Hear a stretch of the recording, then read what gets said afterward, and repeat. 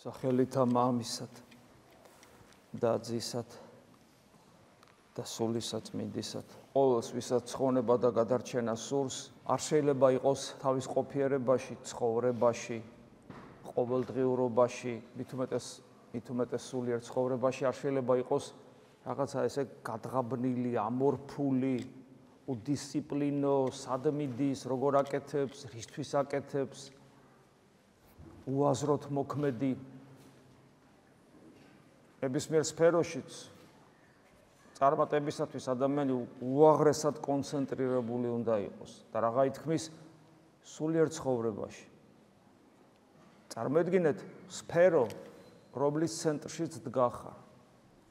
წარმოგიდგენია, ხა მათემატიკურად თუ განსაზღვრავ, რამდენი სხივი სფეროს ცენტრიდან წრე კი არა, წრეც ხო შეიძლება ითქოს, მაგრამ აი სფერო და სფეროს ცენტრიდან რამდენი სხივი შეიძლება გაიყვანოს ადამიანმა, აი მათემატიკურად რო თქვა, ალბათ რა ვიცი, უსასრულო, იმიტომ რომ იმ შემცირებას ზღვარი არ აქვს. რამდენი მიმართულებით შეიძლება წავიდეს სფეროს ცენტრში მყოფი ადამიანი. უსასრულო რაოდენობის შესაძლებლობა არსებობს პრაქტიკულად. და ამ უსასრულო რაოდენობის შესაძლებლობებიდან მხოლოდ ერთია, რომელსაც ღმერთისკენ მიყავს ადამიანი.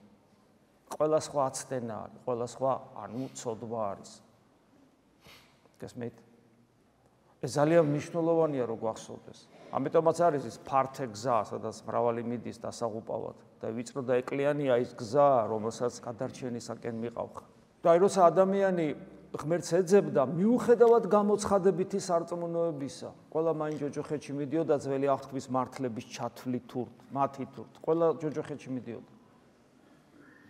ხა აბრაამი რო ჯოჯოხეთში წავა და დავით მეფსალმუნე და მოსე, ილია წინასწარმეტყველი და ესაია და ასე შემდეგ. ჩვენს არ დავჩენილოთ საერთოდ, ვინა ვართ საერთოდ. ანუ რა ხდება? მიუხედავად იმისა, რომ ღმერთი წამდა ისე ერთგულებენ ღმერთს, ჩვენ არც კი დაგვესიზმრება. აბრაამის მაგალითი მარტო რა ღირს. ადამიანი მაინც ჯოჯოხეთისთვის არის განწირული, იმიტომ რომ თვით გამოცხადებით სარწმუნოებაში ვერ პოულობს იმ ერთადერთ გზას. ის ერთადერთი გზა მისთვის დაფარულია, გესმით, დაფარულია. მაგრამ ღმერთმა წყალობა მოიღო და თვითონ წამოვიდა ცენტრისკენ და ის გზა თვითონ გამოკვალა და დაგვანახა. და ეს გზა თავად იესო ქრისტეა. იგი ამბობს კიდევაც, მე ვარ გზა. მაგრამ ჩვენ ვისიც ვიცით, რომ მიუხედავად ამისა, მასაც, ანუ განკაცებულ ღმერთსაც ცნობა და დანახვა ჭირდება. უნდა იცნო და უნდა დაინახო და რომ დაინახო და იცნო და რა, მერე იწყება ყველაფერი. მერე იწყება ამ გზაზე შედგომა, მერე იწყება ბრძოლა სამყაროში არსებულ დაცემულ ანგელოზებთან, საკუთარ თავთან და ასე შემდეგ. მერე ანუ ჯერ უნდა იცნო და დაინახო და მერე იწყება რაც იწყება. ბევრმა იცნო დაინახა, მაგრამ ეგება კარგად ვერ დაინახა. ეგება დაინახა, მაგრამ ვერ მიხვდა. ვინ იცის, ადამიანი იმდენად თავისუფალია, მოდი ესე ვთქვა. ეს თავისუფლება შვება ზუსტად იმას, რომ აი ამ სფეროს ცენტრში ხარ და სადაც გინდა იქ წახვალ. უსასრულო არჩევანია შენი თავისუფლების გამო. შეუზღუდოთ ადამიანს თავისუფლება. როგორც კი შეუზღუდავ ადამიანს თავისუფლებას, ის დაკარგავს ყველაზე მთავარს, სიყვარულის უნარს, რითაც გონიერი და მოაზროვნე და თვითოფლებრივი არსება, ანუ იგივე თავისუფალი არსება შეიძლება ბედნიერობდეს. როგორც კი შეუზღუდავ. არ შეუზღუდავ და აგერ უსასრულო არჩევანი აქვს. უსასრულო არჩევანი და რომ მოვიდა იმასაც ბოლომდე ვერ ემორჩილება.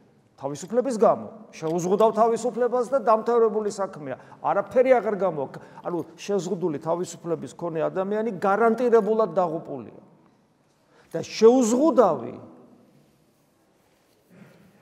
ამდენ ჩვენ თავზე არ ვიცით, ვითომ ვართ, მაგრამ ვერა ვართ. ბოლომდე ვერც კი გაგვირკვევია სადა ვართ. აი გახსოვთ თომა რომ იხილავს. მაძიებელი კაცია თომა. მერე რა რომ მოციქულებმა ყველა მნახა მკვდრთით აღდგარი მაცხოვარი. მერე რა, აი ყველა მნახა. და მერე რა თომა ესე ფიქრობს, ეს ხო შეუძლებელი. ღმერთისთვის შეუძლებელი არის რამე?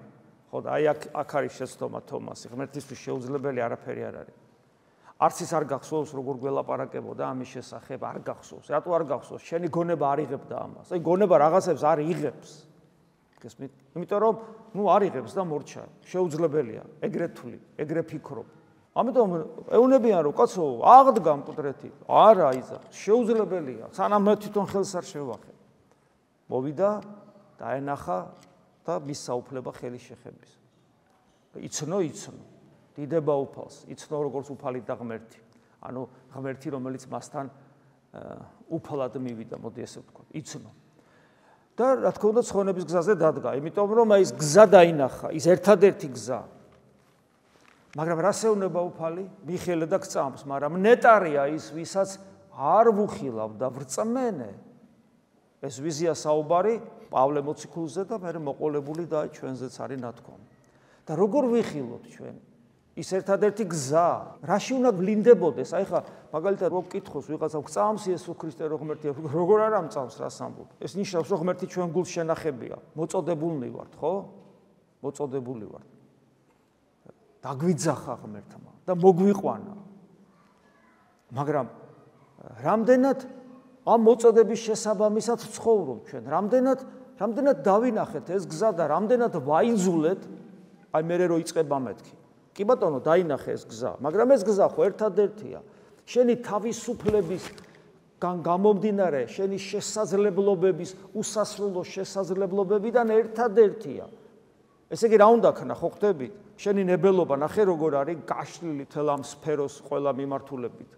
შენი ნებელობა და უცებ ეს შენი ნებელობა, რომელსაც არსად არ მიყავ ხარ, ხო, ნებელობა კარგია, ნება, მაგრამ გონიერ არსებას, ნება აქვს, აბა. ახლა ძაღლს ნება არა აქვს, ძაღლს ინსტინქტები აქვს. შენ ნება გაქვს, გონიერი ხარ, მოაზროვნე ხარ, გესმით? ნებელობა გაქვს. და რაში იყენებ? აი რაში იყენებ?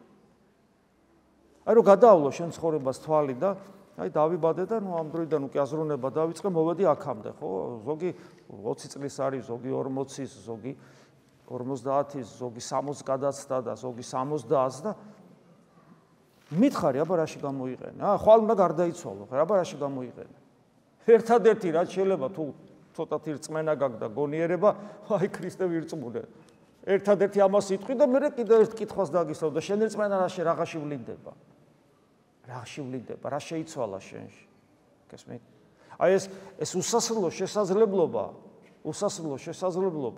რომ იმ მხოლოდ ერთ შესაძლებლობამდე დავიდეს, გესმით რა უნდა უქნა მე ჩემ ნებელობას, რომელიც არსად არ მიდის, რომელსაც არსად არ მივყავარ, სადღაც ვიკარგები უსასრულო ოკეანეში და ეს ჯოჯოხეთია, უნდა შევზღუდო და ეს ადვილი არ მემორჩილება, ესე კი არ გემორჩილება, ასე სად არის?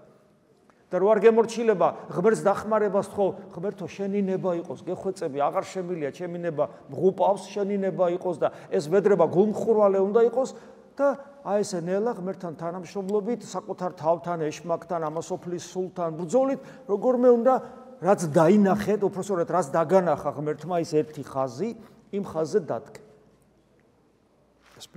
ეს დანახვა ღმერთისგან, როცა ჩვენ ქრისტე არ გვინახავს, უნდა მოხდეს ისე, როგორც დაუნახავთ სხვებს, რომელსაც არ უხილავს და ირწმუნეს პავლე და სხვები, როგორ მადლის მიერ, საღვთო ენერგიის მიერ.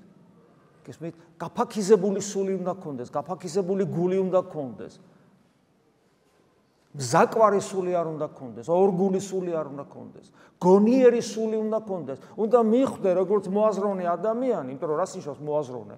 მოაზროვნე ნიშნავს პასუხისმგებლობის მქონე არსებას. ახლა მოაზროვნე ხარ და სულელევით იცხოვრო, მას ეს არ არის. მოაზროვნე ხარ, ესე იგი გონიურულად უნდა იცხოვრო. გონიურული ცხოვრება ნიშნავს იმას, რომ რწმენა რომელიც მოგეცა, რწმენის შესაბამისად იცხოვრო და არა ისე, რომ ცოტა რწმენა, ცოტა სხვა რაღაცა.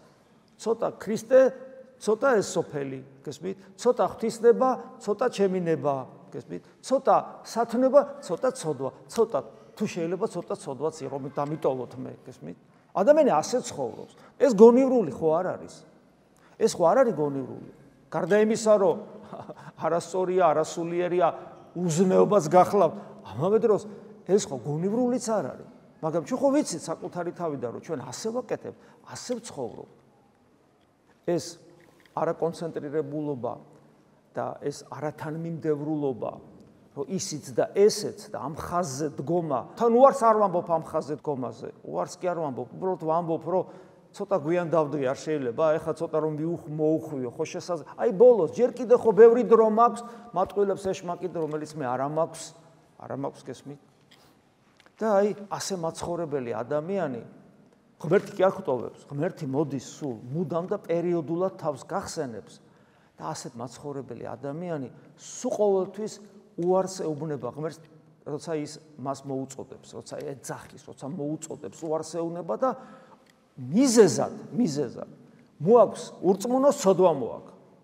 ურწმუნო ეთქვის აფსალია ჯერ და მაგის დროს ადამაკ და იტყვის და ნუ ეხლა რაღაც მოდი რა ჯერ რუშობით, მეთვალეობით, რაღაცით ვიცხოვრებ და ნუ მე რაღაცა მოვახერხებ და რა. ეს ურწმუნო. მაგრამ მორწმუნე ასე არ ამბობს, რა თქმა უნდა, ასე არ ამბობს, მაგრამ კეთილი მიზეზები მოაქვს. უკვე ბჭყალებში, იმიტომ რომ თუ მიზეზი ქრისტეს ამაცილებს, რაღა კეთილია. კეთილი მიზეზი, აი მოუცლელობა, დატვირთულობა, იმდენი საქმეა, გესმით? რომელიც ჩვენი ვალდებულება ამავე დროს, მაგრამ ჩვენ ვახერხებთ როგორღაც, რომ კეთილი საქმეები ბჭყალებში ოღონ ჩავანაცვლოთ იმ საღვთო საქმით, რომელსაც ქვია ქრისტესადმი რწმენა, ანუ ერთგულება, ანუ სიყვარული. და კეთილი საქმეები, რომელიც ღვთისგან დავალებათაც კი მოცემული გვაქვს და ჩვენს ვალდებულებაში შედის, ანუ ეს კეთილი საქმეები ჩვენსა და ღმერთშუა ჩავაყენოთ და ვიქცევით ადამიანით. შენ რო ცოლი მომეცი, იმან მაცდუნა. გესმით? ცოლი, რომელიც მიეცა მას სრულყოფილებისათვის, ეს გამოიყენა ღვთის საწინააღმდეგოდ. შენ რო ცოლი მომეცი, იმან გამიკეთა ეს.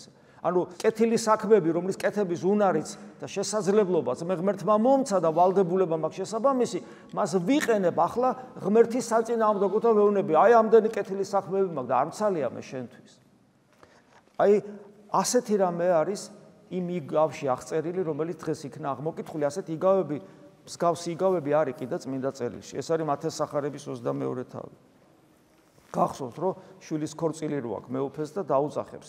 დაუძახებს რჩეულებს დაუძახებს, მოუწოდებს, უფრო სწორედ მოუწოდებს ადამიანებს, რომლებიც რჩეულნი არიან პოტენციაში. დაუძახებს და ნუ ხედავთ ახლა რა ხდება, ხო და მიუხედავად იმისა, რომ უფალი ეძახის, მიუხედავად ამისა, ისინი არ მოდიან. დასაკეთებენ აი მაგ რამდენიმე ხე იგავია, ხო იგავი უნდა განავრცო, იგავი არის შესაძლებლობა იაზროვნო და გარკვეული მიმართულებები გაჩნდეს შენს სობიერებაში და ასე შემდეგ. ბევრის შესაძლებლობას იძლევა. აი მაგალითად წერია, რომ უარყვეს მისი სიტყვა, რომელიმე წავიდა თავის აგარაკს. აგარაკი ხა ცოდვა ხო არ არის? აგარაკში ხა რა იგულისხმება ხო? თავის ნაკვეთი ქონა, იქ მუშაობდა, შრომობდა, ოჯახს ინახავდა. ეხლა არ მცალია შენთან რომ მოვიდე, აი საქმე მაქვს. რომელიმე სავაჭროსაა, ესეც ეხლა ხო, საქმეა და საჭიროა და კეთილი საქმეა და ადამიანი შეიძლება მე ოჯახსაც ინახავს, ქველმოქმედიც არის და ასე შემდეგ, საქმეა რა და წავიდა. უნდა წავიდეს. ღმერთისგანაა აქ მიცემული ეს საქმეები ადამიანს. მაგრამ როცა მან მოუწოდა, როცა არჩევანის წინაშე დადგა, მაინც გააკეთა საწინააღმდეგო არჩევანი ღმერთისა და წავიდა სავაჭროსა. ზოგი აშკარა, ანუ რას ნიშნავს ეს? ვერაცნობიერებს ადამიანი. ვისთან აქვს საქმე, როცა ღმერთზე ვსაუბრობთ. ღვთის შიში, აი გუშინ გესაუბრებოდით, ადამიანს, რომელსაც ღვთის შიში არ აქვს. ღვთის შიში არ აქვს იმ ადამიანს, რომელსაც მანამდე კეთილისა და ბოროტის გარჩევის უნარი ჩაკლული აქვს საკუთარ თავში, იმიტომ რომ კეთილისა და ბოროტის გარჩევის უნარი ყველას აქვს, იმიტომ რომ სინდისი ყველას აქვს, მაგრამ ადამიანმა ჩაკლა ეს თავის თავში. გესმით? შესაბამისად, თუ რელიგიური არის მაინც, იმიტომ რომ რელიგიური შეიძლება იყოს უსინდისო ადამიანიც. რელიგიური ადამიანი შეიძლება იყოს ადამიანი, რომელსაც არავინ არ უყვარს. აი ეკლესიაში შეიძლება იდგეს ასეთი ადამიანი. რელიგიურობა საშიში რამეა. რელიგიურობა ძალიან მაცდური რამეა. რელიგიურობა არის აი ყოვლად საშინელი რაღაცა, როცა მას არ ახლავს ჭეშმარიტი საღვთო სული. და საღვთო სული არ ახლავს თუ ადამიანს არ უვარჯიშია, მას ვარჯიში სჭირდება საკუთარ თავში, რომ კეთილი და ბოროტი გაარჩიოს, რომლის მერეც მას ღვთის შიში ეძლევა. და ღვთის შიში რო არ აქვს ადამიანს, ბუნებრივია რომ რა მოხდა კვირა დღე გავაცდინე. და ასე შემდეგ, ანუ მას არ აქვს ეს, რა მოხდა რომ დღეს არ ვილოცე, რა მოხდა და ასე შემდეგ, ანუ ღმერთის ცნებების უარყოფა ძალიან ადვილი ხდება, როცა ღვთის შიში არ აქვს. და ამიტომ კი, საქმეები მაქვს, ეს საქმეები შენ არ მომეწი, ეხლა საჭიროა კაცო, აბა ამას ვინ გააკეთებს და უარს ამბობს ადამიანი მოწოდებაზე, მაგრამ როდესაც ადამიანს არ აქვს ღვთის შიში და ვაშკაცია ბჭყალებში და გამბედავია ბჭყალებში, ანუ თავხედია სინამდვილეში, მას უკვე ის თავის ლუსტრაციას ახდენ და იმას კი არ იტყვის, რომ არ ცალია და ვერ მოვდივარ. არამედ გაბრაზდება და შემოგარტყავს კიდევაც და აგერა, სხვათა შეიპყრეს, მონანი იგი მისნი, აგინეს და მოსწყვიტნეს. ანუ სინამდვილეში ადამიანი, რომელიც არჩევანს აკეთებს ღვთის ნების საწინააღმდეგოდ, ღვთისნებაა ისიც სიკეთე რო აკეთო და საქმე კონდეს, მაგრამ შეუნდა მიხვდე, სად არის ის დრო, როდესაც ღმერთს უპირატესობა უნდა მიანიჭო. ამიტომ თუ იმ წუთში, იმ წამში, იმ ამოსუნთქვის დროს შენი ღვთისნება აი ეს იყო, როდესაც ღვთისნების საწინააღმდეგო ქმედებებს ჩადიხარ, როცა ღვთისნებას უპირატესობას არ ანიჭებ, ყოველთვის უნდა მიანიჭო ღვთისნებას უპირატესობა. როცა შენ ამას არ აკეთებ, შენ შეიძლება შენიღბო ღვთისადმი სიძულვილი, კეთილი საქმეები და კეთილი სიტყვებით, მაგრამ შეიძლება არ შენიღბო და აგერ ვიღაცებმა არ შენიღბეს, შეიპყრეს მონანი, მისნი აგინეს, მოწყვიტნეს, აი ადამიანი ეკლესიაში რომ მოვა და სამრევლოში როა დიდხანს, შეიძლება განათლებაც მიიღოს და ღვთისმეტყველის გახდეს, თეოლოგიის და გადის დრო და უცებ აღმოჩნდება ეს ადამიანი ეკლესიის გარეთ სამართლიანობის სახელით და ეკლესიას ებრძვის და ლანძღავს და შეურაცხყოფას აყენებს და მის განადგურებას ცდილობს. ფაქტობრივად ადამიანებს სულს უწამლავს, რომ ისინი ეკლესიაში არ შემოვიდნენ და არ გადარჩნენ. აი ეგ არის და შეიპყრეს მონანი, აგინეს, მოსწყვიტნეს. ანუ ლუსტრაცია მოხდა, ბოლომდე გაიშიფრა ადამიანი. გესმით რა საშიშია, როდესაც ღვთისნების უგულებელს ყოფილი ხარ, ისე რომ ამაზე არც კი ნერვიულობ და არც კი ფიქრობ. მერე ჩვენ ხედავთ ასევე, რომ უფალი ეუბნება, რომ კადით სხვები მოიყვანეთ, კარგი, ესენი არა სხვები მოიყვანეთ, იმიტომ რომ მათ არ უნდათ, რომ ესე იგი რჩეულნი იყვნენ. მე დაუძახე და არ მოდიან, მოიყვანეთ და გავიდნენ და მოიყვანეს, 1000-ნაირი ხალხი მოიყვანეს. იქ წერია კეთილი და ბოროტი. კეთილი და ბოროტი ჩვენი შეფასების კრიტერიუმებია. აი ეს კეთილია, ეს ბოროტია. ის ავაზაკია, მაგრამ ცხონდა. ის ღირსეული ადამიანია, მაგრამ ქრისტე ჯვარსაც ვამერე. ანუ ჩვენეული შეფასებები. 1000 ხალხი მოიყვანეს და აღივსო ქორწილი. მე ინახეთ. და გახსოვთ ხო, მე მეუფე შედის და იქ ერთი იყო კაცი, რომელსაც საქორწინე სამოსელი არ ეცვა.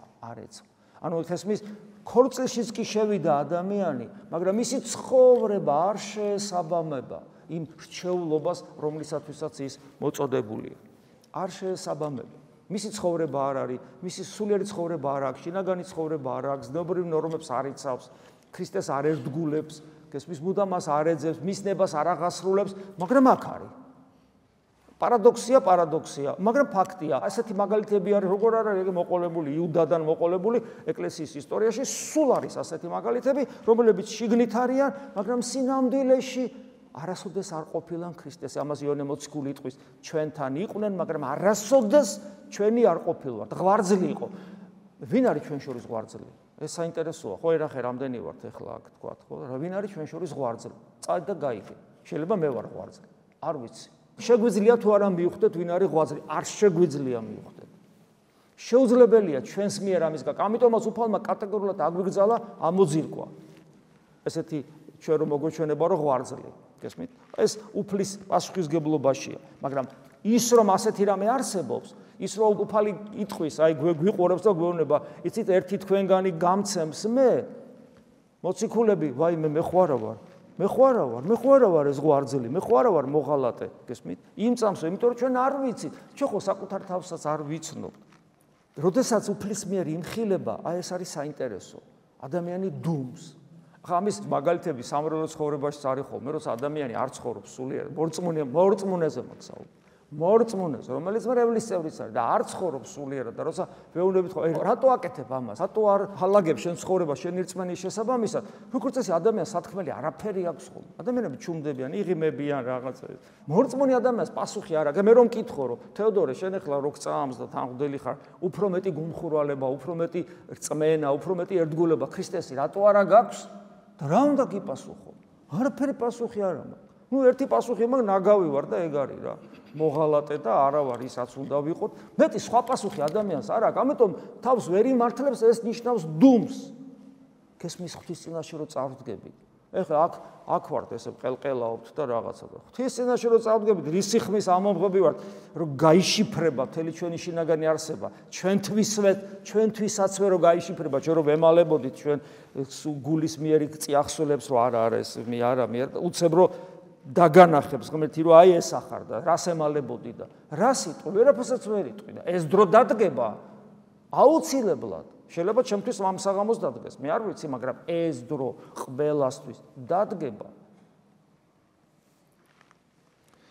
ამიტომაც ჩვენ უნდა ვიყოთ კონცენტრირებული ქრისტეზე, იმ ერთ ხაზზე და ეს ორჭოფობა, ორგულობა, მცირედმორწმუნეობა, ესენი ჩვენი ცხოვრებიდან უნდა გავაქროთ. აი მას ნიშნავს პავლე მოციქული რო გვეუბნება დღეს კორინთელთა მიმართ მეორე ეპისტოლეში.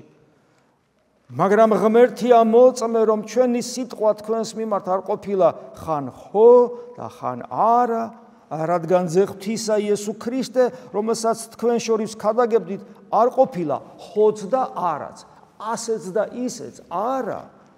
არამედ მხოლოდ ხო, ანუ მხოლოდ ხო და ხო იყო მასში, ვინაიდან ღმერთის ყოველი აღთქმა ხო ამაში და ამინ მერე ჭეშმარიტება, ანუ ჭეშმარიტება. ღვთის სადიდებლად ჩვენს მიერ, გესმით? აი ეს არანაირი ორგულება, არანაირი გაორება, არანაირი რაღაცა ორმაგი თამაში, არანაირი გულგრილობა, არამედ კონცენტრირება, მხოლოდ ხო და მხოლოდ ამინ, ანუ ჭეშმარიტად. და ეს რომ ჩვენში მოხდეს და ჩვენ რომ საბოლოოდ აი ამ გზაზე დავდგეთ და ვიყოთ აი ესე გულწრფელნი და გაორების გარეშე და ორი უფლის მონაკი და ისიც რომ არ გამოვა, ხო, როგორც უფალი გვასწავლის, ამისათვის საჭიროა რომ გული გავხსნათ ღვთის მადლისათვის. გესმით, აი მეუფეოზე ცათაოში რომ ამ მეუფეოზე ცათაო, ნუ გეშინის ცემელო, ნუ გეშის ცემის საშუალება მივცეთ ჩვენ სულიწმინდა ღმერთს, ხო, რომ თხოვთ რომ მოვიდეს და დაემკვიდროს ჩვენ შორის ეს კადნიერება, რომ სულიწმინდა ღმერთს მესამე ჰიპოსტას ყოვლადწმინდა სამებისა ჩვენ ამას ვეუბნებით, ეს კადნიერება მოგვეცა იმიტომ, რომ ჩვენი ცოდვები ღმერთმა აიღო და ჯვარს შეალურსმა და ჩვენ გაგვამართლა და გამართლებული მართალი კაცის პოზიციიდან ველაპარაკებით სულიწმინდა ღმერთს, რომ მოდი და ნუ გეშინი მეცი და მოდი და ჩემში დამკვიდრდი, თორე ამას ვინ როგორ გაბედავს, რომ მე ესე იგი ვითხოვ მისგან რომ მოდი ჩემში იცხოვე და მეორე ამას რომ ვამბობ მეუფეოზე ცათაოს, პირველ რიგში მადლიერებით ვივსებით ქრისტეს მიმართ, რომელმაც იმისათვის რომ მე ეს კადნიერება მქონოდა და ამის შესაძლებლობა ის ჩემთვის მოკვდა და ჩემი ცოდვები რის გამოც მე ჯოჯოხეთის ღირსი ვიყავი, არათუ მომაცილა, არამედ საერთოდ გააქრო, აღარ არსებობს, გესმით? და ახლა მჩება ის რომ ახლა დავიწყო მისი ერთგულება, გესმით? არ ვიყო გაორებული და სიმდაბლით მადლიერებას რა თქმა უნდა სიმდაბლეც მოყვება, მორჩილებაც, სიყვარულიც მოყვება და გული გავხსნა მის მიმართ. ადამიანის გული რო იხსნება ღვთის მიმართ, მერე უკვე ის ჩვენში შემოდის და აი პავლე მოციქული ქრისტეში გამტკიცებულებზე საუბრობს, რომ ცხებულყო ღმერთმა, ანუ ქრისტეში გამტკიცებული რას ნიშნავს? ქრისტესადმი ერთგულებით, ქრისტესადმი მადლიერებით მაცხოვრებელი ადამიანი ცხებული არის, ანუ მადლის მიერ ცხებული, ანუ მასში სულიწმინდა ღმერთი შედის. გესმით? და ღმერთმა აი სულიწმინდა ღმერთის მიერ აღგუბეჭდა და აღგუბეჭდა ეს პოტენციაში ეს მომხდარია უკვე მირონცხების დროს და მისი აქტუალიზირება ხდება ყოველთვის, როცა სულიერად ცხოვრობთ, აღგუბეჭდა და მოგცა წინდი, ანუ წინა გემოსხილვა, წინდი ის რითაც ვებღაუჭებით ღმერთს ამ მადლის ხელს, შეიძლება ასე ითქვას, წინდი სულისა ჩვენს გულებში, ანუ ეს ჩვენში არსებობს. ანუ არსებობს ჩვენში ის, რაც ჩვენ მოგცემს საშუალებას, რომ ჩვენ დავინახოს ის ერთი ხაზი, ის ერთადერთი ხაზი, რომელიც ჩვენ პირად გზად იქცევა, ჩვენი ნება მთლიანად დაუმორჩილოთ მას და ჩვენ სულიერი ცხოვრებაში იყოს მხოლოდ ხო და ამინი, ანუ არანაირი გაორება აღარ იყოს. გესმით? და აი მაშინ, როცა ჩვენ ასე და ამგვარად მოვიქცევით, მაშინ ჩვენ შევძლებთ, რომ ვიყოთ ჭეშმარიტად დამნახავი, მცნობელი და ჭეშმარიტად ერთგული მიმდევარი უფლისა ჩვენისა იესო ქრისტესი, ვიყოთ უკვე ნეტარნი ამ სოფელში, იმიტომ რომ არ გვიხილავს და მაინც გვიხილავს, შეიძლება ასე ითქვას, არ გვიხილავს, მაგრამ სულიწმიდა ღმერთის მიერ მაინც გვიხილავს და როგორც მხილველნი ღვთისა ვიყოთ გასწორებული მგზაზე, რომელსაც ქვია იესო ქრისტე, ანუ გზა მარადიული სიცოცხლისა. ამინ. მადლი უფლისა ჩვენისა იესო ქრისტესი და სიყვარული ღვთისა და მამის და ზიარება სული საწმინდისა იყოს თქვენ ყოველთა თანა. ამინ.